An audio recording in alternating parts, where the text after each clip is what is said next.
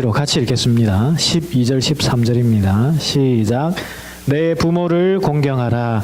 그리하면 내 하나님 여호와가 내게 준 땅에서 내 생명이 길리라. 살인하지 말라. 아멘. 예, 요 두 말씀이지요. 오늘 우리가 배울 교리문답 이제 63번부터 69번까지 문항입니다. 10계명 중에서 5계명, 6계명을 다루고 있습니다. 교재를 함께 볼 텐데요. 이거 없으신 분은 뒤에 종이를 한 장씩 가지시면 좋겠습니다.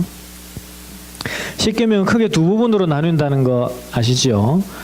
1번부터 4번까지 1계명부터 4계명까지가 하나님을 사랑하라라는 부분이고 5계명부터 10계명까지가 이웃을 사랑하라라는 계명입니다. 이제 이웃을 사랑하라라는 부분에서 처음 말하는 것이 바로 20장 12절 부모를 공경하라 이 말씀이죠. 5계명이 무엇인지, 5계명이 무엇인지, 그리고 6계명이 무엇인지 우리 함께 살펴보도록 하겠습니다.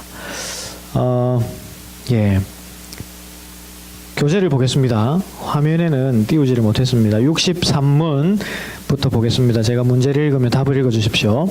제5계명이 무엇입니까?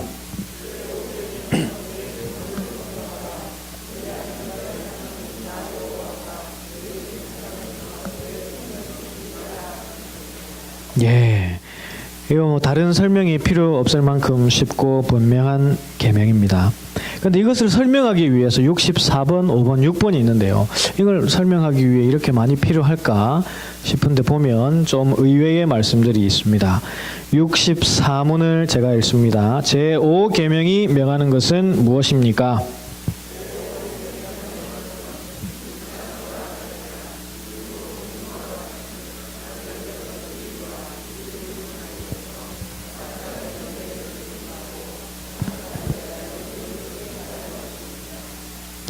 좀 의외의 내용이지 않습니까? 10계명의 5계명 얼마나 유명합니까? 부모를 공경하라. 교리문답에서 이걸 다룬다 하면 성경에 효를 담고 있는 성경 구절들을 많이 띄우면서 그 효에 대해서 막 강하게 설명하겠구나 이런 기대가 있는데 모든 인간관계에서 사람을 존중하라 라는 교리 해설을 해주고 있습니다. 좀 의외지요.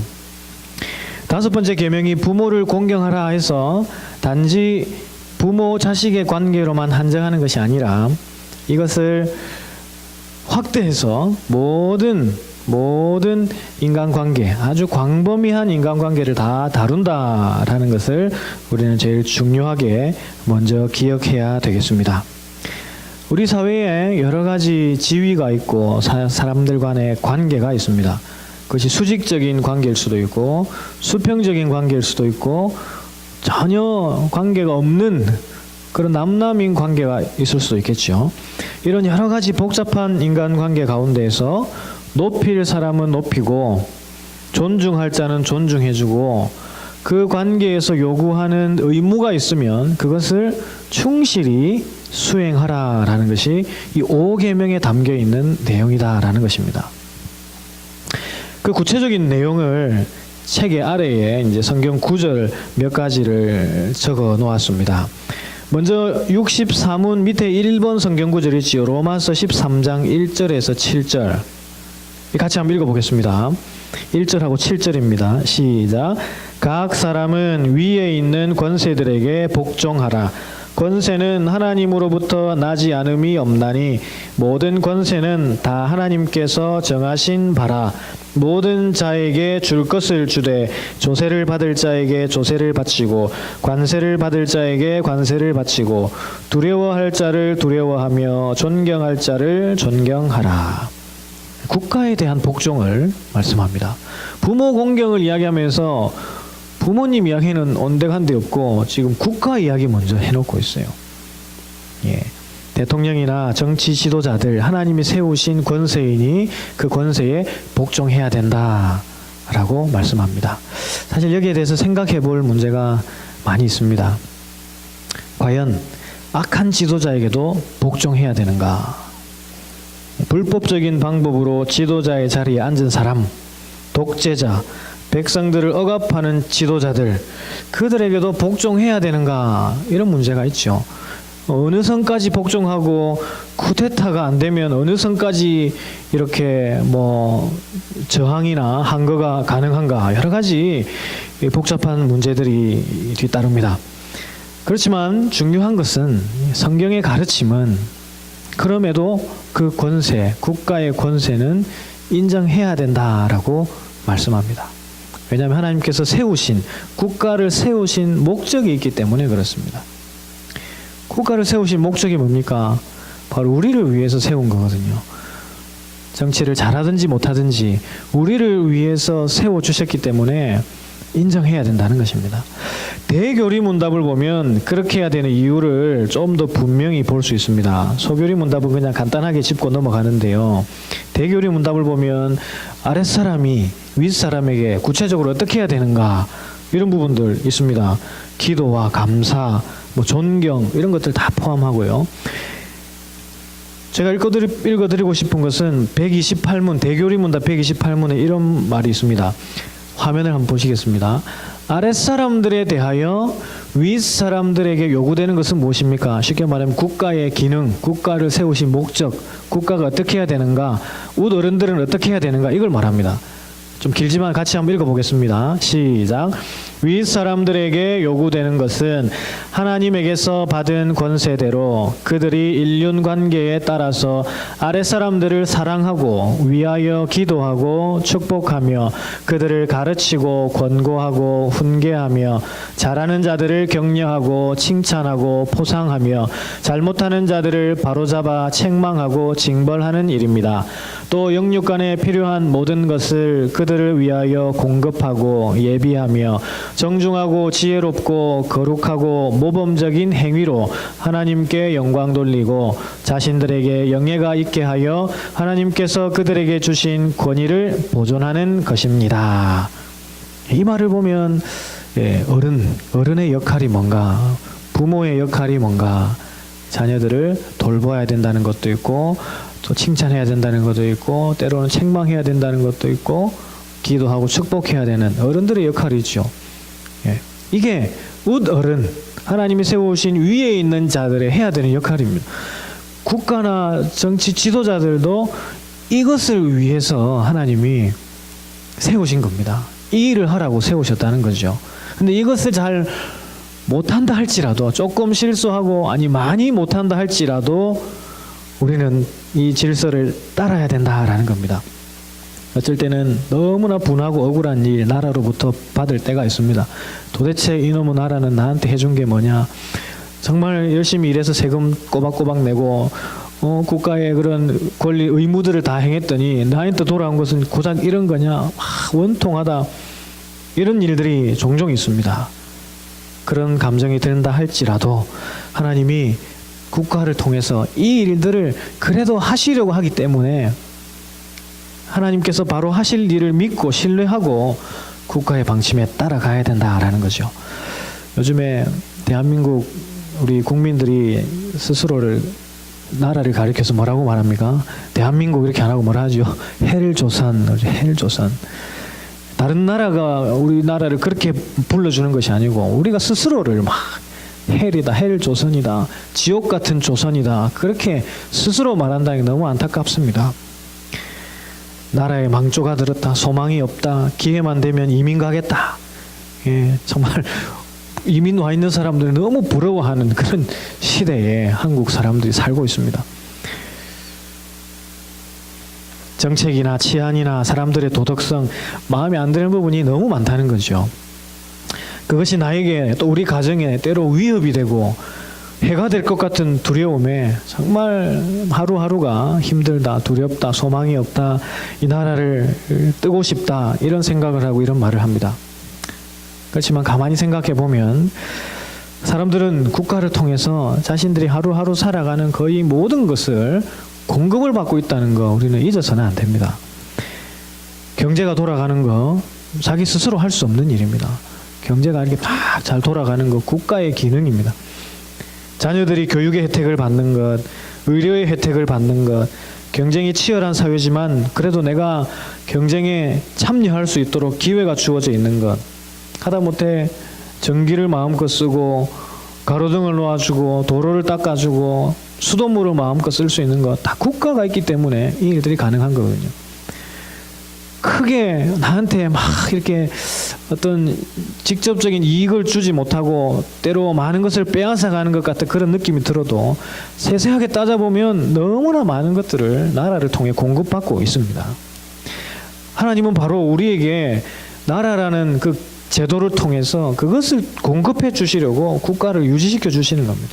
비록 마음에 안 드는 부분이 있을지라도 하나님이 참고 계시고 다 보고 계시고 또 하나님이 새롭게 건강한 나라로 세워주실 것을 믿고 우리는 기도하면서 인내하면서 나의 위치에서 할 일을 다하면 아까 64문에서 보았듯이 각 사람의 지위를 존중하고 내가 해야 할 의무에 충실하면 하나님이 건강한 국가와 공동체로 세워주실 것입니다. 우리는 그것을 믿고 그래도 나라가 하는 일에 참여할 것은 참여하고 또 요구할 수 있는 것은 요구하고 따라야 할 것은 적극적으로 따라가야 된다라는 것입니다.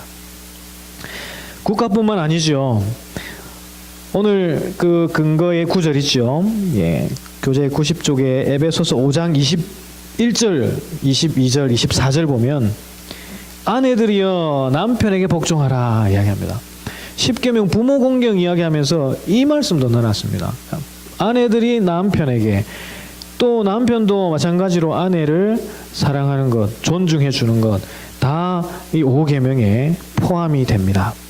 그 밑에 6장 1절 자녀들아 주 안에서 부모에게 순종하라. 사실 이게 핵심이잖아요. 부모 공경에 대해서 10계명을 떠나더라도 성경 전체에 효에 대해서 너무나 강력하게 말씀해 주는 구절들이 많이 있습니다.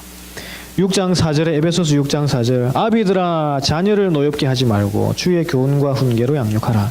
부모들도 자녀들에게 존중히 여기는 것, 이것도 5계명에 포함된다는 것입니다. 종이 상전에게 하는 것, 그리고 상전이 종에게 대하는 것, 이 모든 것이 다 포함됩니다.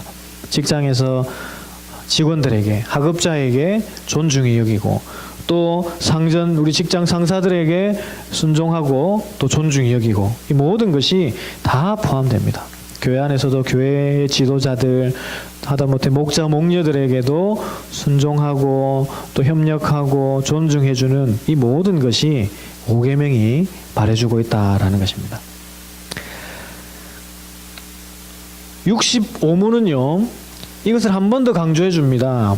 앞에서 말한 인간관계의 그 의무를 지키지 않으면 안 된다.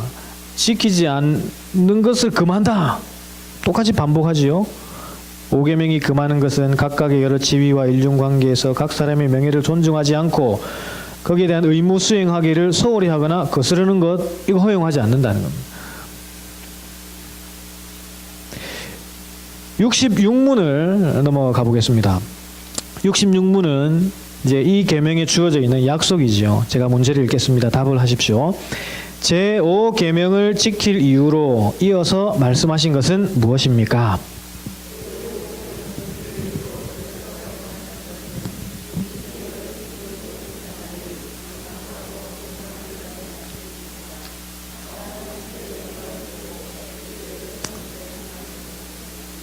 예, 5계명을 지켜야 되는 이유, 약속이 딱 붙어져 있죠. 네가 땅에서 잘 되고 장수하리라 약속하셨습니다. 부모를 공경하면 부모뿐만 아니라 모든 인간관계를 존중히 여기고 성실히 의무를 잘 수행하면 복을 주겠다. 하나님께서 복을 주시겠다 약속하셨습니다. 그런데 이 복은 꼭 문자적으로 이해할 수 있는 것은 아니지요. 부모를 공경하면 장수하고 번영하리라 약속했습니다 했는데 보통 세상 사람들이 생각하듯이 번영한다, 출세하고 많은 재물을 모으고 또 건강하게 오래오래 산다, 문자적으로 이해할 수 있습니까? 효자가 다 오래 살 것 같으면 효자 노릇 안 할 사람 누가 있겠습니까? 장수하는 사람들이 다 효자들이던가요? 일찍 죽은 사람들은 불효자라서 다 일찍 죽습니까? 아니죠. 아니죠. 세상의 성공, 출세, 장수 이런 눈에 보이는 복을 말하는 것이 아닙니다. 단서를 단 것처럼 다만 하나님께 영광이 되고 그들에게 선이 되는 한 그렇습니다. 쉽게 말하면 하나님 보실 때에 가장 좋은 상급을 각 사람에게 이렇게 인간관계에 충실한 사람들에게 주시겠다라는 약속입니다. 힘들어도 어른을 공경하고 또 위에 있는 권세들에게 복종하면 그 성실과 그 선함을 보고 하나님께서 기쁘게 여기시고 정말 하나님이 가지신 큰 상급과 복을 이 땅에서든지 아니면 우리가 천국에 가서든지 하나님이 알아서 가장 좋은 것들로 영원히 누리기에 부족함이 없는 귀하고 좋은 것들로 채우시겠다. 그 약속입니다. 5계명을 요약하면 이것은 단순히 부모 자식 관계에서만 아니라 세상의 모든 인간관계 속에서 높일 자를 높이고 의무를 행하라라는 말씀입니다. 우리는 이 말씀 따라서 항상 누구든지 다른 사람을 존중히 여기고 그리고 공경하고 순종하여서 하나님 약속하신 귀한 복을 누려야 되겠습니다. 이제 6계명으로 한번 넘어가 보겠습니다. 6계명 67문에 있죠. 제6계명이 무엇입니까? 제6계명은 이것도 아주 쉽죠. 사람의 생명을 해하면 안 되겠다라는 거죠. 이것을 68, 69문이 해설을 해줍니다. 조금 더 구체적으로 설명을 해줍니다. 자, 68문 제가 읽습니다. 제6계명이 명하는 것은 무엇입니까?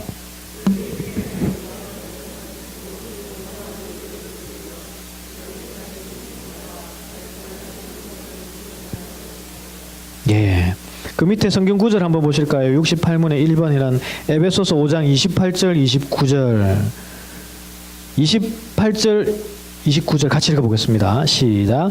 이와 같이 남편들도 자기 아내 사랑하기를 자기 자신과 같이 할지니 자기 아내를 사랑하는 자는 자기를 사랑하는 것이라. 누구든지 언제나 자기 육체를 미워하지 않고 오직 양육하여 보호하기를 그리스도께서 교회에게 함과 같이 하나니.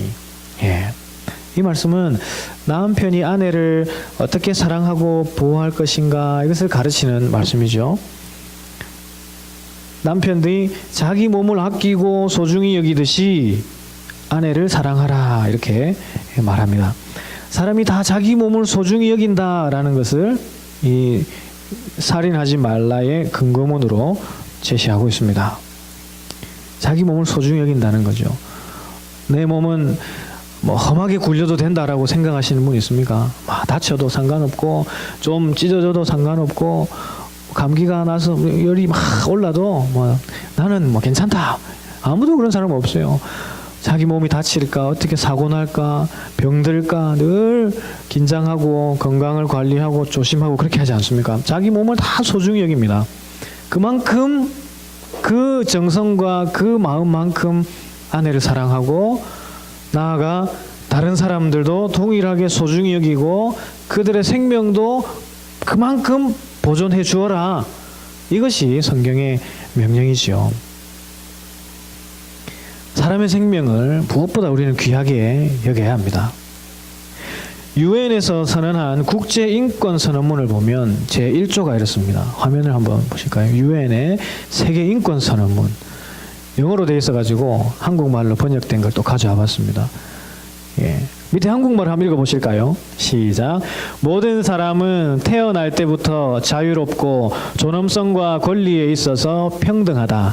사람은 이성과 양심을 부여받았으며 서로에게 형제의 정신으로 대하여야 한다. 모든 사람입니다. All human beings.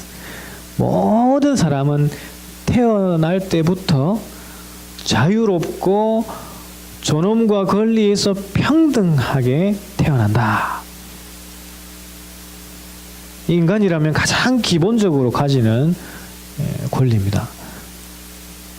저 아프리카 가난한 나라에서 막 어제 오늘 내일 할지 모르는 그런 아이라 할지라도 정말 어느 누구라 할지라도 똑같은 존엄과 권리를 가진 귀한 생명이다라는 것 UN 세계 인권 선언문도 저렇게 공포하고 있습니다.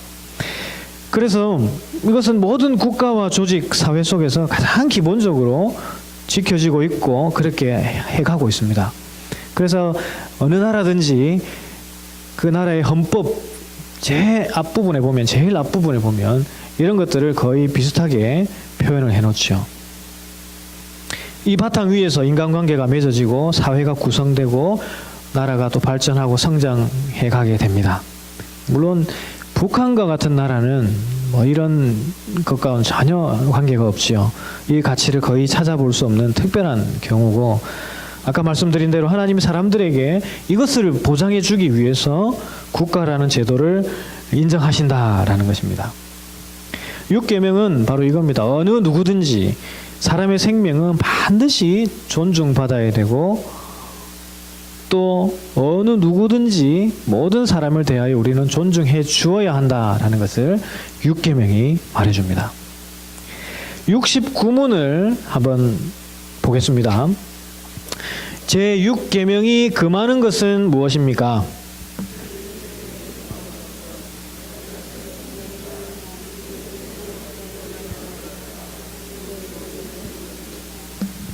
예, 많이 피곤하셔서 힘드시죠?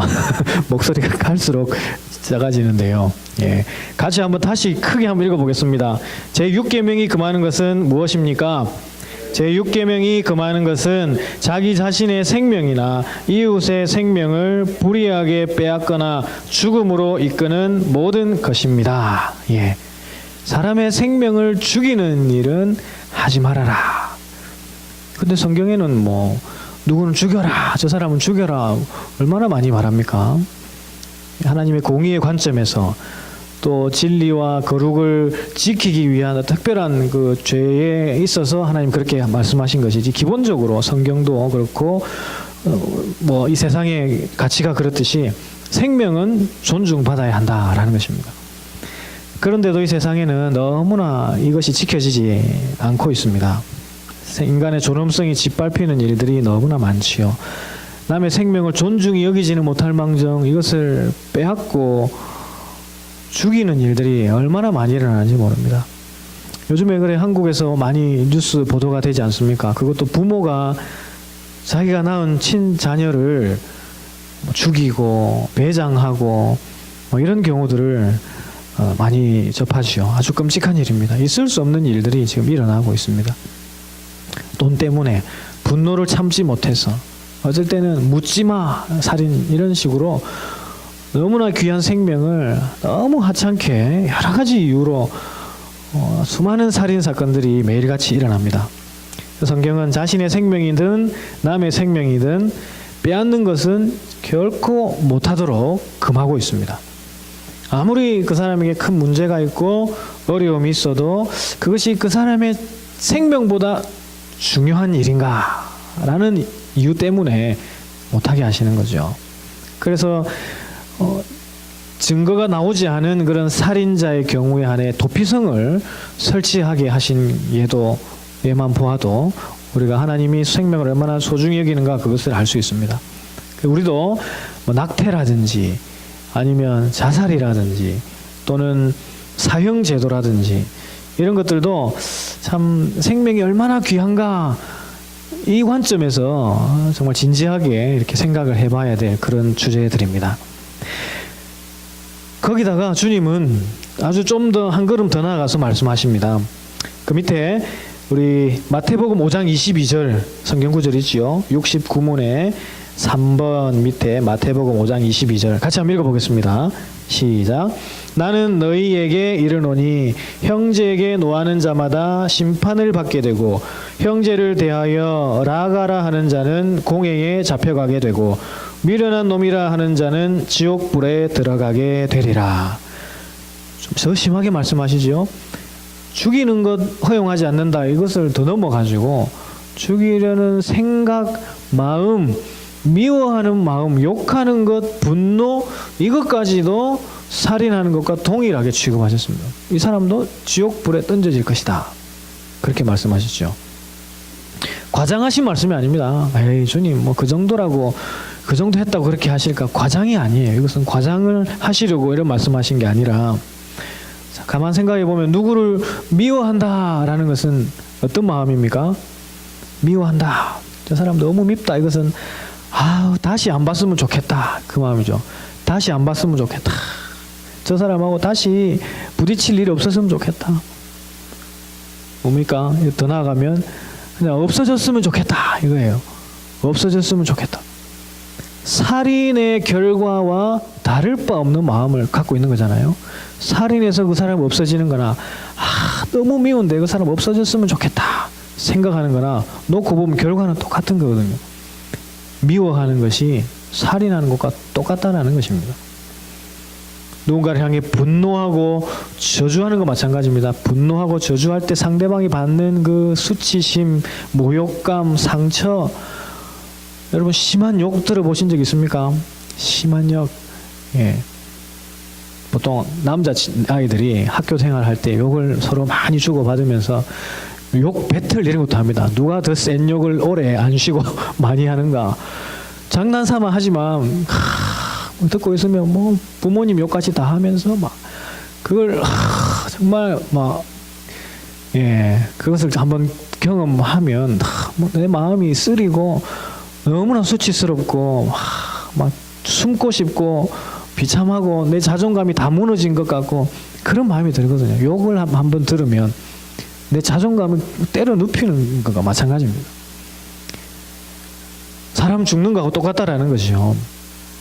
그래서 주님은 이것까지도 다 못하게 하신 것입니다. 그 밑에 성경 구절 요한 1서 3장 15절 한번 보실까요? 요한 1서 3장 15절 시작. 그 형제를 미워하는 자마다 살인하는 자니 살인하는 자마다 영생이 그 속에 거하지 아니하는 것을 너희가 아는 바라. 말씀하시죠. 6계명은 단순히 살인을 넘어서 자살, 미움, 분노, 욕하는 것, 인격을 해치는 것, 이 모두를 금하는 것이다 하는 것을 우리는 기억해야 되겠습니다. 다시 68문으로 한 번 더 돌아가 보겠습니다. 이 계명이 담고 있는 건 살인하지 말라, 이것은 단순히 다른 사람의 생명을 해하지 말라, 미워하는 것도 안 된다, 이 정도에서 그치는 것이 아니라 한 걸음 더 나아가고 있습니다. 다시 68문을 한번 읽어보겠습니다. 제6계명이 명하는 것은 무엇입니까? 6계명이 명하는 것은 모든 정당한 노력을 기울여 자기 자신의 생명과 다른 사람의 생명을 보존하라는 것입니다. 한 걸음 더 나아가는 거죠. 남의 생명 빼앗는 것 금하지만 다른 사람의 생명을 보존하는 그 일을 위해서도 힘써라. 그렇게 말씀합니다.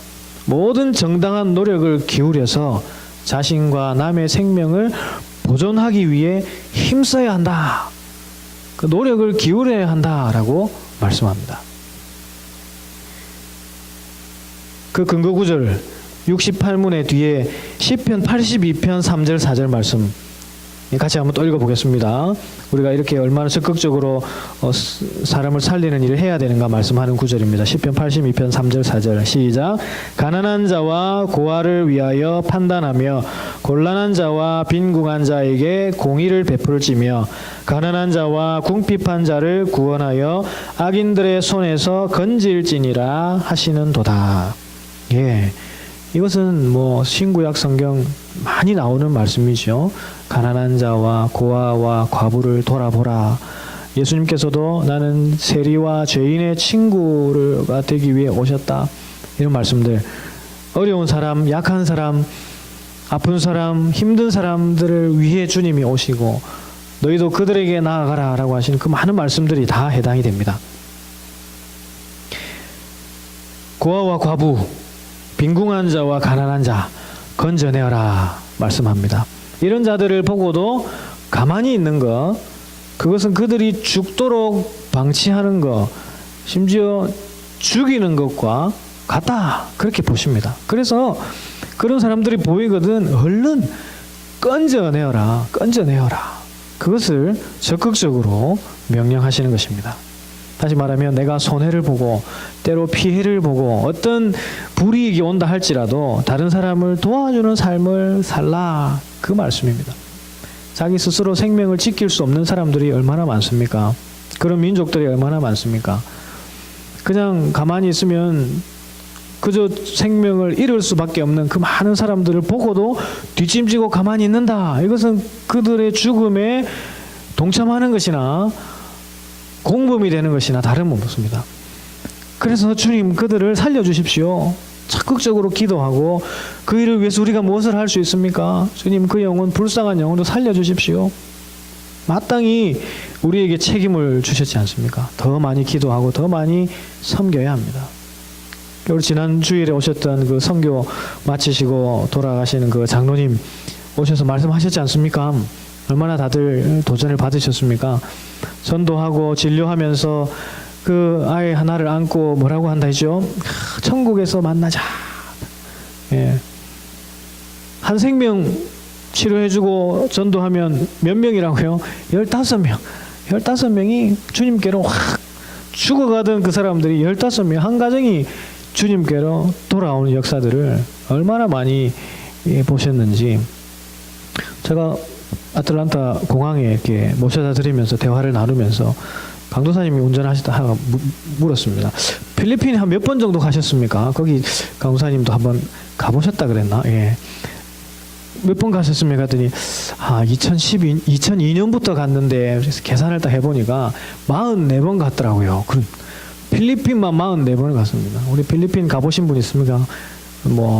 필리핀에 그 좋은 휴양지 한번 가기도 힘든데 그 선교지를 10몇 년 사이에 44번을 줄기차게 가셨습니다. 줄기차게.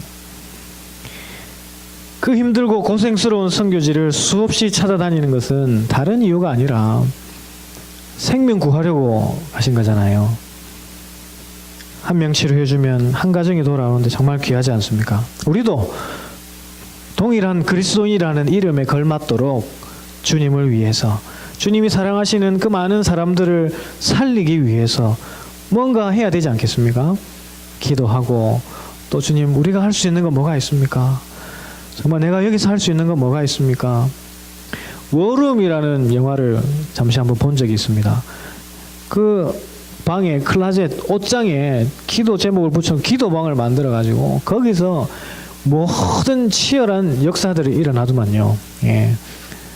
많은 민족, 많은 사람들을 위해 중보하면서 그 문제들이 막 바뀌어지고 변화되고 이런 것들을 볼 때 우리가 시작할 수 있는 거, 우리 보고 페루로 가십시오, 아마존 가십시오, 필리핀 가십시오, 이건 안 되지만 그렇게 고통받고 있는 사람들을 접할 때마다 뉴스라든지 보도라든지 또 이런저런 소식을 통해 들을 때마다 기도하고 기도의 무릎을 더 꿇고 그들을 살려달라고 불쌍히 여겨달라고 더 많이 기도하고 부르짖는 것이 우리가 그들을 살리기 위해 행할 수 있는 일이지 않겠습니까? 마태복음 12장에 이런 내용이 있습니다. 사람들이 예수님께 와서 한번 따집니다. 예수님, 안식일에 병 고치는 것이 옳은 일이십니까? 왜 그렇게 하십니까? 따졌을 때 예수님 뭐라고 말씀하십니까? 양 한 마리가 안식일에 구덩이에 빠졌으면 붙잡아내지 않겠느냐? 사람이 양보다 얼마나 더 귀하냐? 그러므로 안식일에 선을 행하는 것이 옳으니라. 다른 사람이 어려움을 당했다면, 심지어 양이라도 어려움에 처한 것을 보았다라면 그날이 안식일이라도 내가 안식일을 지키지 못하는 일이 있더라도 도와주는 것이 선한 일이다. 다른 말로 하면 안식일을 못 지킨다는 것은 유대인들의 큰 피해거든, 큰 일이거든요. 내 그런 아주 불이익을 당하고 큰 어려움이 예상되는 일이 온다 할지라도 살려주는, 사람을 살려주는 쪽으로 어떤 상황이든지 선택하라 라는 것이 주님의 가르침입니다. 6계명은 단지 살인하지 말라 이것이 아니라 적극적으로 생명 살리는 일에 동참하라라는 것을 포함한다. 이것을 꼭 기억하셨으면 좋겠습니다. 정리하면요, 5계명 6계명 말씀 나누었습니다. 5계명 부모를 공경하라.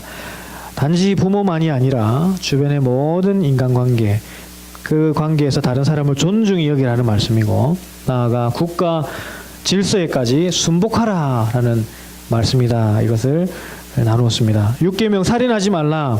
이것은 단순히 다른 사람의 생명을 해하지 말라. 이것을 넘어서서 그들에게 상처가 되는 말, 행동, 감정까지도 금하고 나아가 어려움을 당한 사람들, 생명에 위협이 있는 사람들을 적극 도와주는 데까지 나아가라.